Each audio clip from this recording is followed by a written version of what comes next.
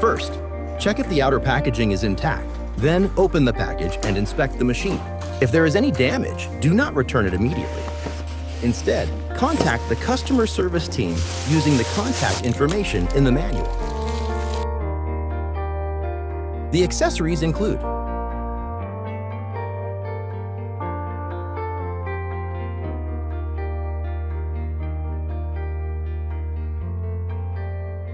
place the machine on a level surface and let it sit for 24 hours.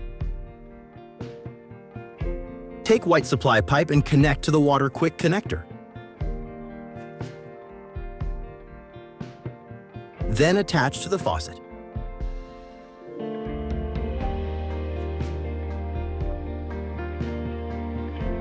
Connect the other end of the white supply pipe to the water inlet. Push it in 23 centimeters until it locks in place, then secure it with a blue hose clamp. Use the larger end to connect to the machine's drainage outlet.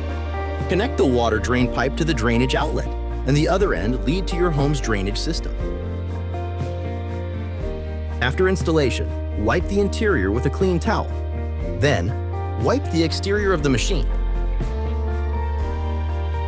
Plug in the machine and ensure the water source is turned on. Once powered on, the machine enters standby mode. Press the on/off button to start the machine. The ice maker's reservoir will slowly fill with water.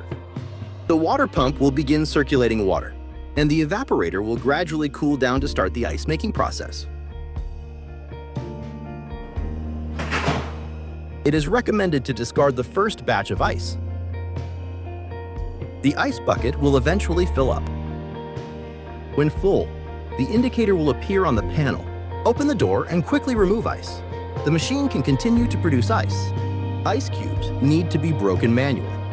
Close the door to continue the ice making process.